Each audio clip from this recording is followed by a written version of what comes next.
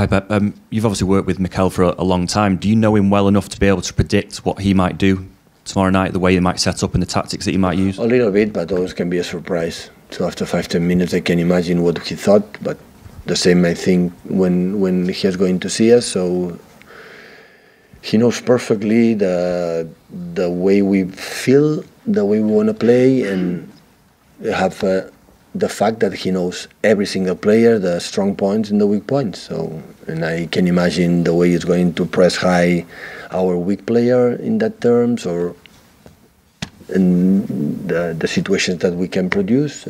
He's going to do it, but I think for both of us, we are lucky that the players play, so we cannot play.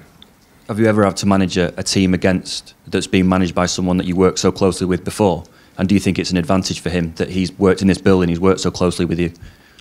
He has more information about us than I have information about the Arsenal team, but that's normal. So it was a huge amount of hours working together, and thoughts and ideas, and solve the problems before the game, during and after the game, and know especially the quality individual for the players. So I think he knows exactly the way we love this game and the quality of the players. So in that terms, I can imagine a little bit what he thinks, but I've not been in the locker room since he's manager, and I don't know the players.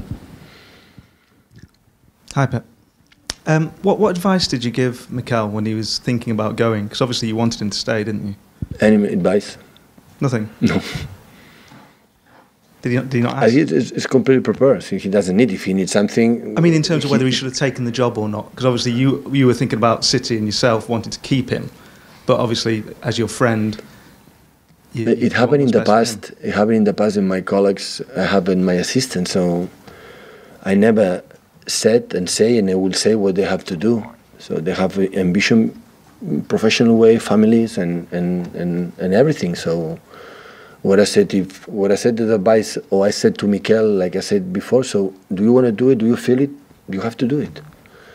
So he loves Arsenal. He was there many years, and it was a dream for the day one to come back there. So this challenge came, and we have to take it. So, of course, so I will not be the guy to say, no, you have to stay. I don't believe in, I don't like for the contracts, or for do something that you are thinking another job, and came the opportunity and he took it. And you said yourself in the past that he was good enough to be a manager here in the future. With him going to Arsenal, is that door closed? Do you think that's impossible for him to come back here and manage? No, I don't know. I would not say that. But I think he goes to Arsenal for to stay longer there. But he's 37 or 38 years old, and the world football, many things can happen. So what happens in the future, I don't know. And just on the stadium thing, would you prefer the season to be suspended or cancelled rather than playing behind closed doors? The first is the healthy for the people. That is not in terms of what is the best. It's about the humanity. It's about the people have to take care of ourselves, the people, and because we saw it's not about just one country or one city or one specific place. It's all around the world. Indian Wells, the tournament in golf, we suspended. Rafa Nadal could not play this tournament and the other players. So it's not just here in Manchester or in London or in England, or it's many cases. With the tendency speak for itself is every day is growing, even in England as well. In the same tendency it happened in China, especially in Italy, when the situation is unexpected, because it's absolutely cancelled the league, and the people must stay at home. So it happened here. I don't know the way they're going to control it but that's in other places. Than behind closed doors. To cancel, suspend. I understand for a short time, one game, okay, but if it's longer, it must be suspended. There's no reason to play without the people. Yeah. So this is for the people. It's like an actor go to the theatre and go there, and nobody in the theatre. For who act this night, so it's for the people. If not, it's no sense. But I understand see what happened, for the next weeks. Maybe the tendency is going down, maybe it solves the problem, okay, continue with the games, with the competitions. But now Barcelona and Napoli will be behind the closed doors, and I think Bayern Munich, Chelsea, we see behind a closed door. It happened in Germany as well. So I think it's going to happen soon here. So when that's happened for a short time, it's okay, but it happened for 4, 5, 6 games. There's no sense. Thank you. Hey Pep, this is the same question as I asked 2 weeks ago about coronavirus. Have you changed anything in training? We spoke about handshakes and... Yeah, we just clean more the hands, try to put not the hands, the eyes and like this, eat teas and hot waters, not cold ones. Some advices they gave us, but normal life. So that is the point.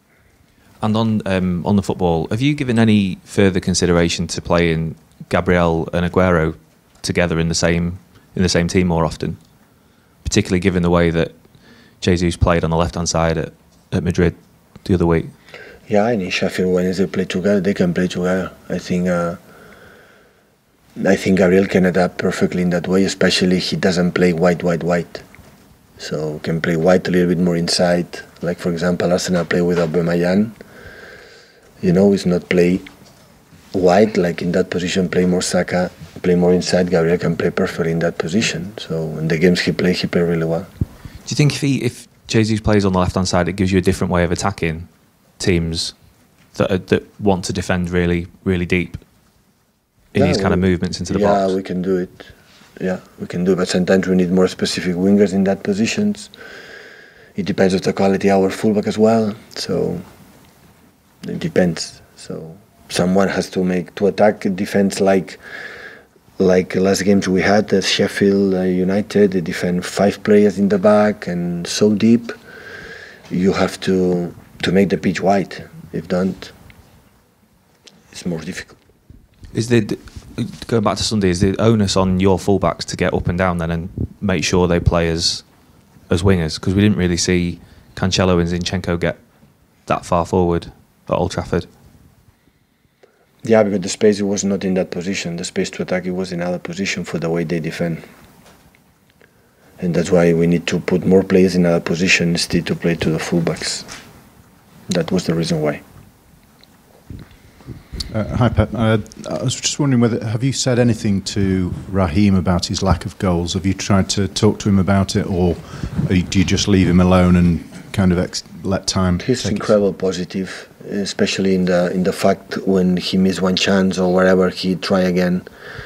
So he went injured, 3 weeks, 2-3 weeks, and sometimes you need a little bit more time, but he's coming back. So I never was so much worried about these kind of actions, like Ederson, for example, Eddie last actions. It's happened. So happen because it's the guys who suffer the most. So when that's happened, always they are being supported, or we try to let them feel we are here for them.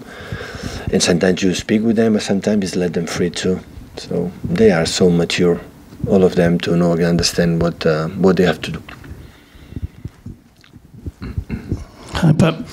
Is the idea to get Kevin De Bruyne back playing as soon as possible, or is it more important to make sure he's fully fit for the Real Madrid game?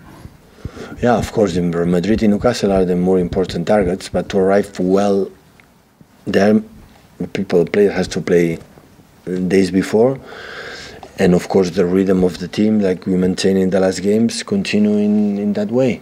So we cannot pass the 0 to 10 in just one game. Okay. So you prefer him to play before the Real Madrid game? Yeah, definitely. But the other point is the pen of the pain.